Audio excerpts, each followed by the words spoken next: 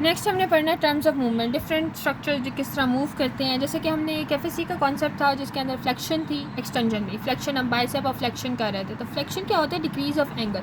अगर दो बोन्स हैं, जैसे कि आप ये मैं शो कर रही हूँ कि ये एक आर्म है और ये 4 आर्म है, तो इसका जो एंगल डिक्रीज़ हो रहा है तो हम इसको कहते हैं ये फ्लेक्शन हो रही है। जैसे कि ये इसके अंदर भी हमारे पास एंगल डिक्रीज़ होता हुआ नज़र आ रहा है, ये हमारे पास फ्लेक्शन हो गई। इसके अंदर ज़्यादातर चीज़ें आपको पता है कि हेड मूव फॉरवर्ड करेगा तो उसकी फ्लेक्शन है, हैंड मूव फॉरवर्ड करेंगे उसकी फ्लेक्शन है। जो चीज़ आपने याद करनी है वो ये है कि डॉर्सी फ्लेक्शन और प्लांटर फ्लेक्शन में बच्चे बहुत कंफ्यूज हो जाते हैं। डॉर्सी फ्लेक्शन में क्या होता है कि जो टोज़ होते हैं, हमने पढ़ा प्लांटर क्या होता है। प्लांटर क्या होता है कि जो एक फुट है उसकी जो प्लेन जो प्लांटर सरफेस है वो ये होती है, अगर उसकी तरफ फ्लेक्शन हो रही है तो हम उसको कहेंगे प्लांटर फ्लेक्शन है। जैसे फुट डाउनवर्ड मूव कर रहा है, फुट नीचे की तरफ मूव कर रहा है, हम उसको कहते हैं प्लांटर फ्लेक्शन। और डॉर्सी फ्लेक्शन क्या होता है कि जो फुट है वो अपवर्ड मूव कर रहा है, वो फ्लेक्शन ही रही है लेकिन डिफरेंट काइंड है। Dorsiflexion upward movement of foot है और plantar flexion downward movement of foot है।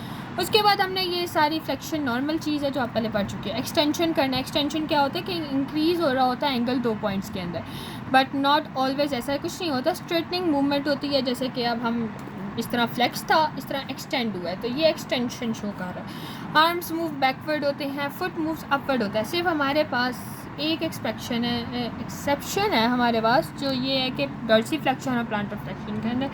उसके अलावा एक्सटेंशन नॉर्मल होती है कि ट्रंक जो होता है वो पीछे की तरफ मूव करेगा बैकवर्ड की तरफ, तो हम कहेंगे कि ये हमारे पास एक्सटेंशन शो हो रही है। एबडक्शन क्या होती है? एबडक्शन का वर्ड्स ये है कि बॉडी से दूर जाना। मेरी फिंगर्स हैं, मेरी ये दूर जा रही हैं, ये एबडक्ट हो रही हैं, इसका मतलब है ये मिड लाइन से दूर जा रही हैं, हम कहेंगे abduction. Limbs away from the body abduction है। फिंगर टो स्प्रेडिंग को हम एबडक्शन कहते हैं, मतलब दूर जाना। और उसके अलावा नेक्स्ट हमारे पास है एडक्शन। ऐड का मतलब ऐड होना, कोई चीज़ का ऐड होना, ये दूर थी ये दरमियान में ऐड हो गई। तो एडक्शन का मतलब है करीब आना। करीब आके ये क्या कर रही है कि मीडियम प्लेन के जो करीब आ रही हैं, जैसे कि ये इस तरह हो रही हैं, ये एडक्टेड है। अब हमारे लिम्स बॉडी के करीब आ रहे हैं, ये एडक्टेड है। तो मूवमेंट ऑफ थंब के अंदर बहुत सी मूवमेंट करता है। थंब हमारे पास एक्सटेंशन करता है, फ्लेक्शन करता है। ये सारी जो डिफरेंट मूवमेंट्स हैं ये आपको परफॉर्म करनी आनी चाहिए कि कौन कौन सी मूवमेंट कर रहा है। थंब एक्सटेंड हो रहा है, थंब फ्लेक्स हो रहा है, थंब एडक्ट हो रहा है, एबडक्ट हो रहा है, ठीक है। और ये सब कुछ ये सारी मूवमेंट्स हमारे पास थंब की आ गई हैं। आगे हमारे पास होती है रोटेशन। रोटेशन होती है कोई भी चीज़ उसकी अपनी एक्सिस पे रोटेट करे, जो कि परपेंडिकुलर हो उसके प्लेन के, मतलब मूवमेंट अलोंग द एक्सिस को हम कहते हैं रोटेशन। हमारा कौन कौन सा जॉइंट रोटेट करता है? हमें पता है कि शोल्डर जॉइंट एक रोटेटरी जॉइंट है।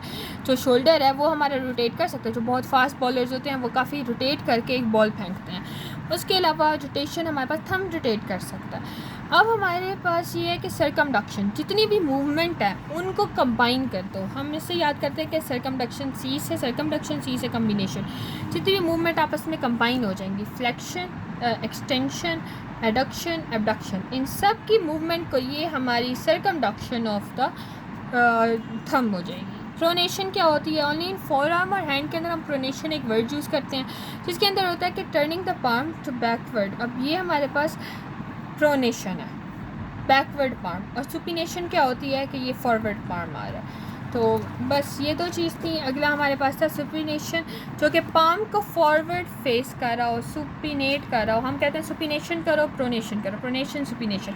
हमारे पास ये प्रोन है, प्रोनेशन कर रहा है, ये सुपिनेशन कर रहा है। अब इन्वर्जन क्या होता है? जैसे फुट के अंदर होता है कि वो जब इन्वर्ड मूव कर रहा होता है, imagine this is a foot, और जब वो इन्वर्ड मूव कर रहा है तो हम उसको कहते हैं कि ये इन्वर्जन है।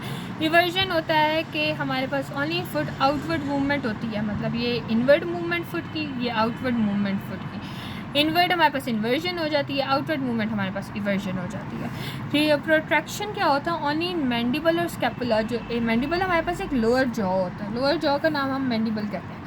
वो स्कैपुला के अंदर जो फॉरवर्ड मूवमेंट होती है, कभी कभी आपने देखा होगा बच्चे अपने जो लोअर जॉ होते हैं उसको आगे मूव कर रहे होते हैं, वो प्रोट्रैक्शन कर रहे होते हैं वो। और वहीं लोअर जॉ को जो वो पीछे ले जाते हैं हम उसको कहते हैं ये रिट्रैक्शन कर रहे हैं। इसी तरह एलिवेशन और depression, raising the body part जो कहेंगे हम उसको कहेंगे ये एलिवेट कर रहा है। और उसके अलावा जो बॉडी पार्ट को नीचे करना, जैसे कि हम श्रगिंग ऑफ शोल्डर कर रहे होते हैं, शोल्डर ऊपर नीचे कर रहे होते हैं, तो जो हम ऊपर करते हैं तो हम कहते हैं कि ये एलिवेशन ऑफ शोल्डर, और फिर नीचे करते हैं तो हम डिप्रेस कर रहे होते हैं। इसी तरह जॉ जो है वो ऊपर कर रहे होते हैं तो हमारे पास क्या होता है कि उसकी हम कर रहे होते हैं एलिवेशन, और फिर जब नीचे कर रहे होते हैं तो डिप्रेशन चल रहे होते हैं। अब आपको थोड़ी सी विजुअल दिखा देती हूँ कि होता क्या है। जैसे ये एक्सटेंशन थी, हमने पढ़ा एक्सटेंशन आपको स्ट्रेटनिंग हो रही थी, एंगल इंक्रीज़ हो रहा है, फ्लेक्शन में एंगल डिक्रीज़ हो रहा है। इसी तरह आपको ये दिखा रहे हैं फ्लेक्शन एक्सटेंशन के अंदर। उसके अलावा हेड की फ्लेक्शन दिखाई गई है, हेड की एक्सटेंशन दिखा रहे हैं, ये आपकी अपनी बुक है उसके अंदर दिखा रहे हैं। और ये भी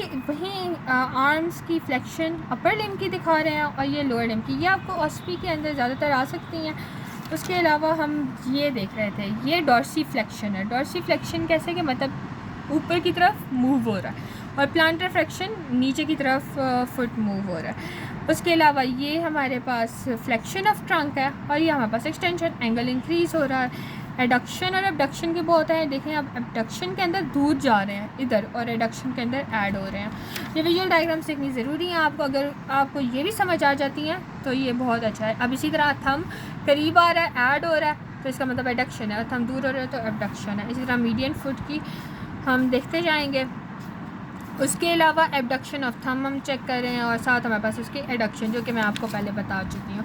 सर्कमडक्शन ये है कि ये फुल रोटेटरी मूवमेंट है, जिसके अंदर फ्लेक्शन, एक्सटेंशन, एबडक्शन, एडक्शन हो रही होती है। जो बात मैं आपको बता रही थी वो इन्वर्जन की थी। इन्वर्जन मतलब इनवर्ड मूव कर रहे हैं फीट, और उसके बाद इवर्जन जो कि बाहर मूव कर रहे हैं। आपको एक दफ़ा नोट से पढ़ा दिया, उसके बाद आप एक विजुअल डायग्राम देख लोगे, इंशाल्लाह आपका सारा काम हो जाएगा। प्रोटेक्शन के अंदर ये मूवमेंट ऑफ जॉ आगे है, और रिट्रैक्शन के अंदर ये मूवमेंट ऑफ जॉ आप पीछे कर रहे होते हो। इसी तरह एलिवेशन, जॉ ऊपर एलिवेट हो रहा है और जॉ नीचे कर रहा होता है। आप ये देखो कि जब आप खाना च्यू कर रहे होते हो तो आपकी एलिवेशन और डिप्रेशन साइड बाय साइड हो रही होती है, क्योंकि आपके टीथ उसको ग्राइंडिंग के लिए कर रहे होते हैं।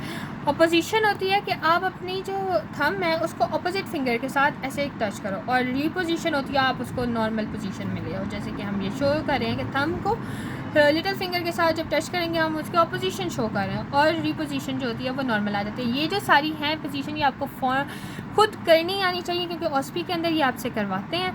और उसके अलावा ये एक एमसीक्यूज़ के अंदर आ सकते हैं कि कौन कौन सी जो जॉइंट्स है वो कौन सी मूवमेंट कर सकते हैं।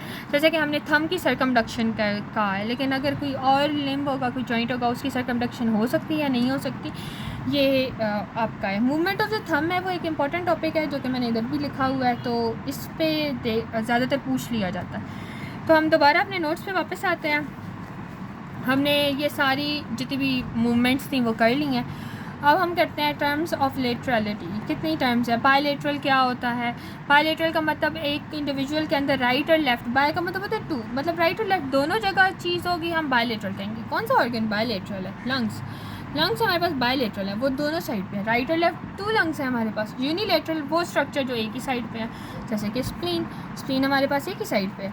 और लिवर, एक साइड पे लिवर है तो दूसरी साइड पे स्प्लीन है, तो वो राइट साइड पे है तो स्प्लीन हमारे पास लेफ्ट साइड पे है। ये एक हमारे पास स्पेसिफिक है, हमारे पास दो चीज़ें नहीं हैं। इप्सिलेटरल होता है कि सेम साइड, ऐसे स्ट्रक्चर्स होते हैं जो एक ही साइड की बॉडी पे मतलब बॉडी की एक ही साइड पे होते हैं। और कॉन्ट्रालेटरल होते हैं कि कुछ ऐसे स्ट्रक्चर्स हैं जो एक दूसरे के ऑपोजिट होते हैं, जैसे कि मैंने पहले बता दी, स्प्लीन और लिवर एक दूसरे के कॉन्ट्रालेटरल भी हैं। उसके अलावा हमारे पास जो लास्ट टॉपिक है, अब ये ख़त्म होने वाला है, कि gross structure met in dissection. हमने एक डायसेक्शन करनी है। कंसिडर यूर सेल्फ डॉक्टर और सर्जन। आप डायसेक्शन कर रहे हो, आप एक इंसिजन दे रहे हो, आपके पास ये ब्लेड है, आप कट कर रहे हो तो आप स्किन करोगे। उसके बाद आपको सुपरफिशियल फेशिया मिलेगा, जिसके अंदर ज़्यादातर fats, nerve, capillary nerve endings होंगी। उसके बाद डीप फेशिया होगा, जिसके अंदर फाइब्रस कवरिंग होगी और मसल्स होंगे। फिर मसल्स आएंगी, ब्लड वेसल्स आएंगी, लिम्फ वेसल्स और नर्व्स और बोन्स। ये सारी चीज़ें आप आगे पढ़ोगे, और ये इस तरह हमारा चैप्टर 2 कंप्लीट होता है। इसको जितना सिंप्लीफाई करना हो सकता था मैंने कर दिया। इंशाल्लाह आगे दूसरा चैप्टर करेंगे।